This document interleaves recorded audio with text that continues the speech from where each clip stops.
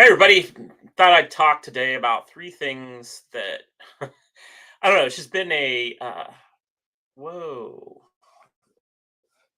that is really odd. Maybe I won't be talking about that today.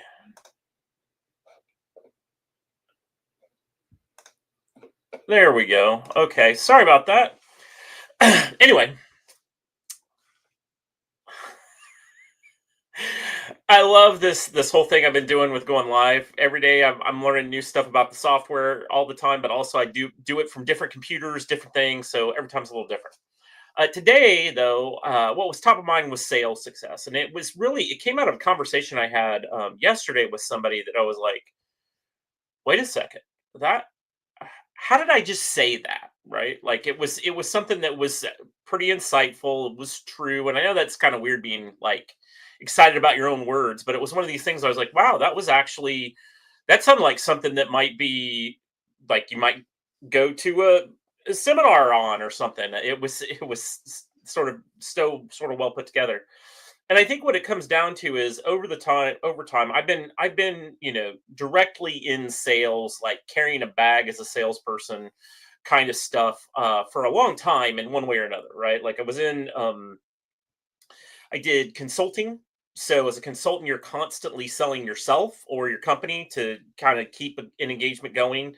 It's this bizarro thing where on the one hand, you're trying to do what's right for the customer. On the other hand, you're trying to keep your billable hours.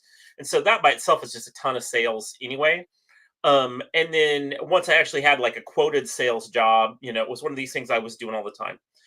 And so as I was talking to this colleague of mine about a particular initiative, and really even to the new salesperson I've hired for my small business, it really came down to the discussions all kind of wrap around three things, right? Like at the end of the day, you've got three things that you're concerned with, and so as you're thinking about your own sales process, what you're doing in sales, I think it's really important to like get a grip on these three things. And so the first is time. And it's not time's not necessarily about like how long your sales process lasts or anything like that. It's that time is just a huge factor in everything. There's the old adage, time kills all deals. And so we'll talk a little bit about time. Then we're going to talk about territory. And so territory is kind of interesting because I spend a lot of time doing, say more traditional marketing and doing sort of direct selling. And there's this weird line of where does marketing end and where does sales begin, and it's all this kind of territory, right?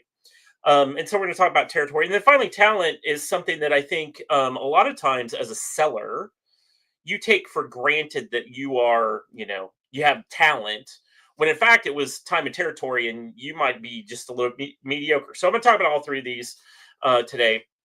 And so I think the first thing I'm going to start out with is time, because time is everything, right? Like I think one of the challenges that you have a lot, especially if you're an early seller and you're doing like the business development rep thing, right? You're doing call downs, you're doing, I don't know, live sales, you're doing any kind of thing where you're actively out pitching.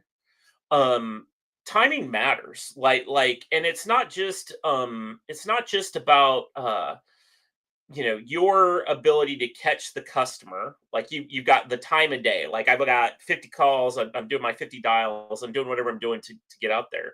There's the time to do that, but then there's also the other side of it. Is it even like a good time to be discussing things with your customer?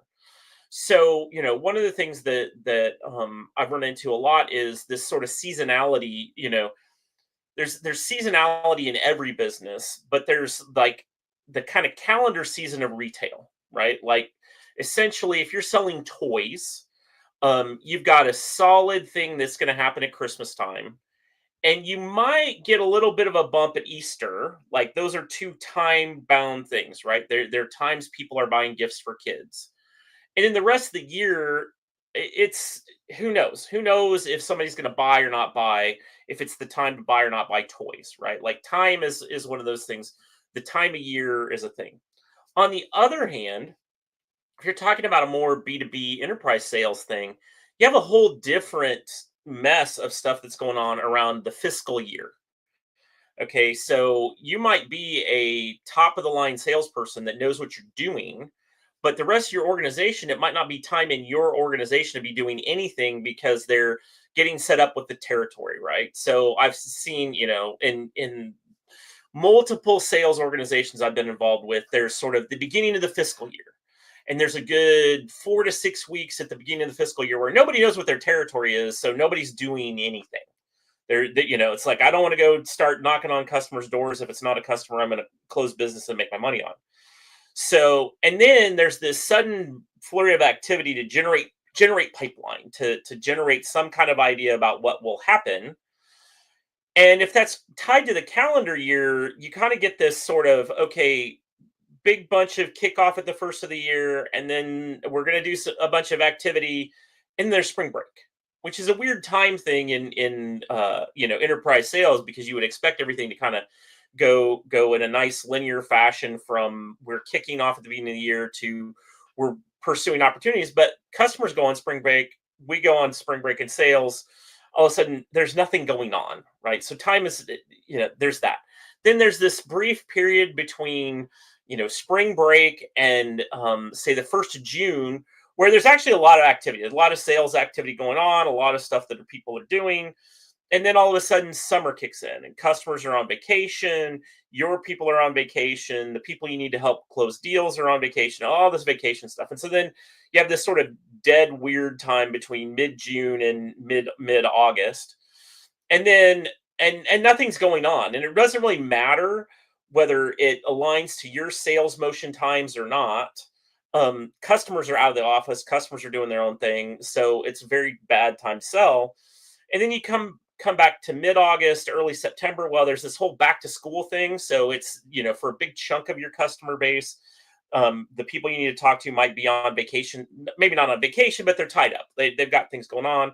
And so finally, then you've got like from September through mid-October to kind of close something out or get it near the finish line, because then after mid-October, you have all of your customers are closing up for the end of the year. They've got all the projects that they blew off or they didn't do, and so now they're in this flurry of doing stuff.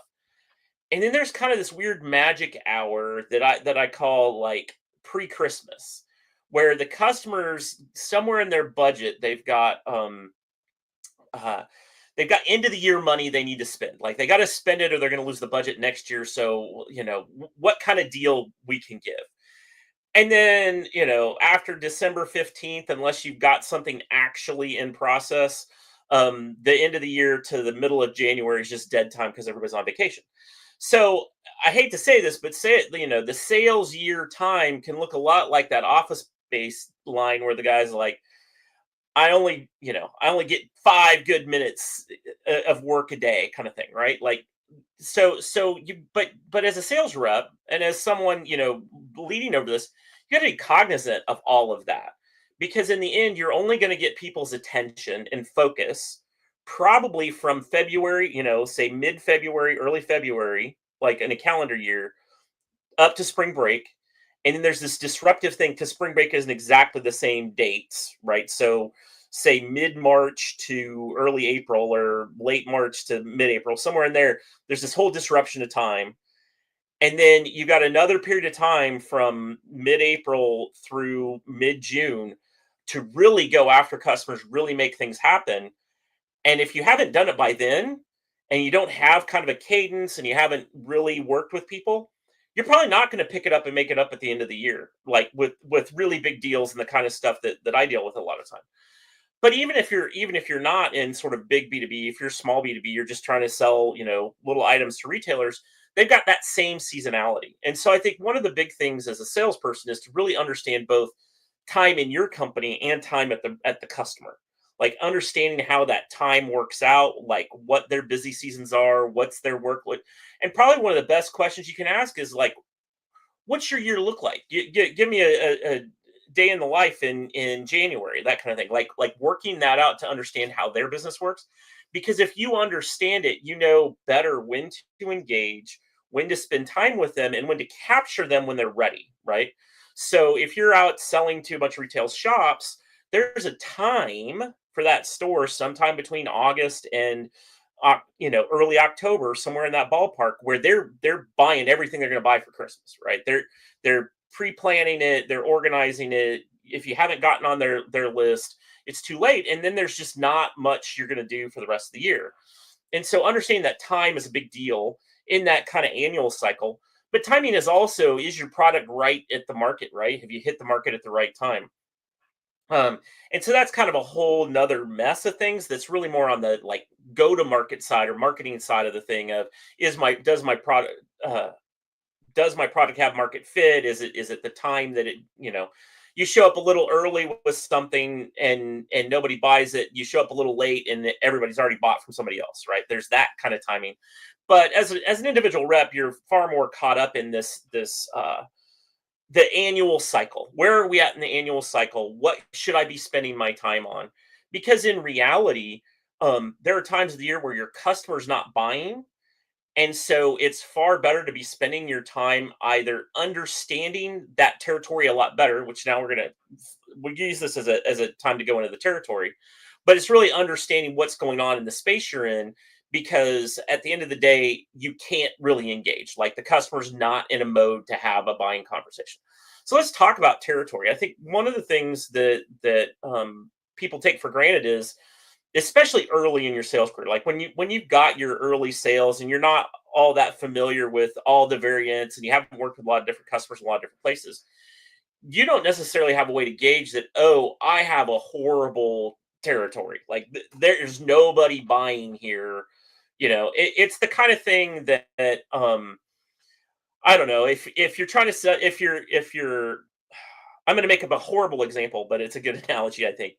um, if your job is selling cigarettes and your territory is cancer hospitals, you've probably got a really bad territory, right? Like at the end of the day, those two things don't go together, and you should be looking for another job, right? Like that, there's that kind of thing. But the other side of it is you can have a great territory. You can have a place that you understand the people you're talking to, because territory is not just about like a physicality of a thing, or about even like an industry vertical or that sort of stuff. There is sort of a resonance to it. Okay, so I'll give you a really crazy example. So I used to work for a tech company, and their primary colors and the way they did things was blue. Okay, so if you looked at their marketing materials, if you look at what they did, everything they did was blue.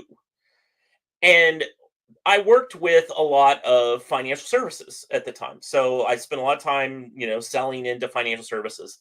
And what I found really funny about my experience was just an odd observation was that if my customers' logos were blue or purple in my territory, I resonated really well with my customers. We could come in, we could talk, we'd have a conversation, we could kind of work through the deal, we could make things happen, and in the end, I was pretty successful.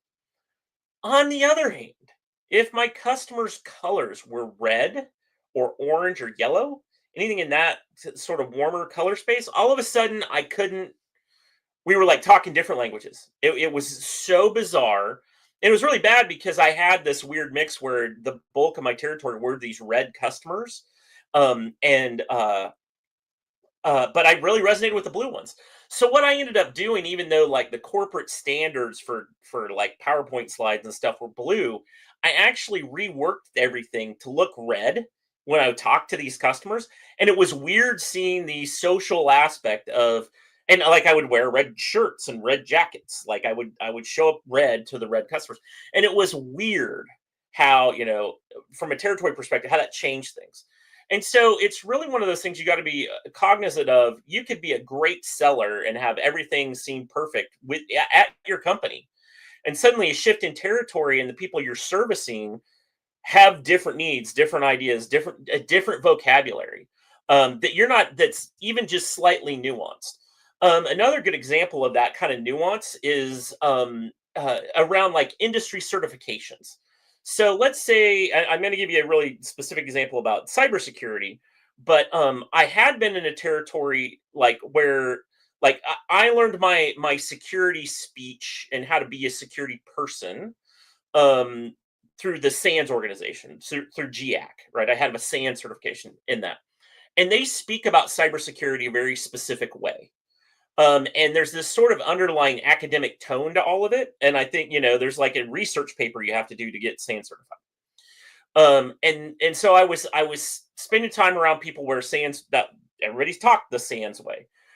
Then started working in financial services, and most people there were getting their CISSP, and they talked security in a different way. Some of the words they used meant something slightly nuanced different than they meant in the SANS GIAC way. And so that territory was a mismatch for my vocabulary, quite frankly, just because I was used to talking about these things from a certain lens. And in the territory I was in, they were talking about it a different lens. And so I could see that happening as a territory thing. You might be really good at healthcare and life sciences in the United States. You've been selling, I don't know, radiology equipment or something to that, and suddenly you get a global position, and now you're dealing with people in the UK. Well, you can be completely, you know, flat in that from a territory perspective because it didn't resonate. It wasn't the territory you were used to working in. So, and I think that really then goes in finally into talent, right? So we talked about time. Is it the right time of year? Is the right time to engage the customer? Territory is kind of like, is this a place that's going to, does this dog hunt here? Is this a place we can actually sell it? Do I resonate in this territory? The last bit is talent, and that's really, do you resonate, right? If you can put those two things together, an understanding of your territory, that is, I'm in this space at this time. It has these unique properties, like the whole red blue thing was really weird. And actually, I'm going to digress on that. One more thing. Later on in my career, I had this opportunity to take like a Kellogg marketing course, marketing analytics course, and I actually analyzed marketing data from that company and events they went to and the like colors of logos. And it turns out blue was a thing, that actually they had more general affinity. More people would show up to marketing events from companies with a blue logo, and it was statistically significant. So anyway, but that goes back to that talent. Can the talent in the sales aspect there was, can you recognize a trend? Can you recognize something going on with your customers that's consistent, that you're then able to turn into an insight and change your behavior in a way that makes you resonate more? I think one of my challenges, I'm a big, loud guy. Like I just am. If you've met me in person, I'm just a big guy physically, and very loud. Partial hearing loss from being in the artillery. That's a whole nother story I can talk about later. But the net of it is, if I can catch that that's a problem, I figure it out. That's why I like to do virtual meetings with new people, because they get to know me and like me before they realize just what a big, loud guy I am. But from a talent perspective, that's something it's a weakness in my talent, right? Is just not knowing. I'm great on stage. That's why I'm probably a better marketer than a salesperson, because I can project. I don't need a microphone to do that. On the other hand, as a salesperson, it really is important to understand that at this time is a really good time to be engaging and digging into what the customer needs. And in my territory, these are the customers that need to do that. And then how do I do that? How do I close? How do I do those things? I mean, there's other people that are way better experts, in this app on the talent side of it, like the things you need to do.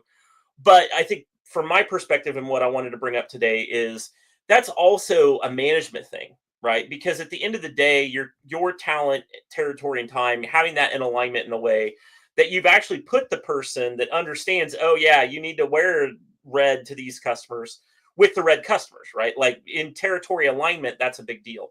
And I think that's one of the more unfortunate things is a lot of times we will try to force something to meet an objective at a bad time, right? Like maybe it's just a bad time. Maybe the time isn't about the calendar, but it's a product life cycle time. That for this territory right here, there's a gap in our product, and we really shouldn't even be trying, and we should redirect our talent somewhere else temporarily. And I just don't. I think, especially for really large organizations, that's a really hard to do. But B, as the talent, as someone out selling, it's also tricky to push back on management and say, look, when I look at the calendar, when I look at what's going on, from our product release cycle, from our customers cycle in this territory, this objective is not going to get met, and being able to prioritize what objectives can, right? Because typically if you're in a large enterprise and you're selling for them, there are multiple things in the portfolio, right? And so a big part of the talent is understanding, hey, in this portfolio I'm responsible for, the thing I normally make my number on, there's a gap, there's a problem that for my territory they don't like. So what can I do with my time to still move this forward? And that's what it takes the talent for. So with that, I think, quick overview of time, territory, talent. If this is something you thought was interesting, leave me a comment and I will dig into any one of these. To me, this is something that I'm kind of struggling through now that I have my own salesperson, is making sure that they're spending their time in a territory that meets their talent. And so I'm working through those things, and I'm happy to share the insights as I come along. We did just get our first set of leads, so maybe on Friday I might talk about my Glengarry leads. If you know about Glengarry, Glen Ross, you'll know what I'm talking about. But maybe I'll talk about that tomorrow. Uh, Talk to you later.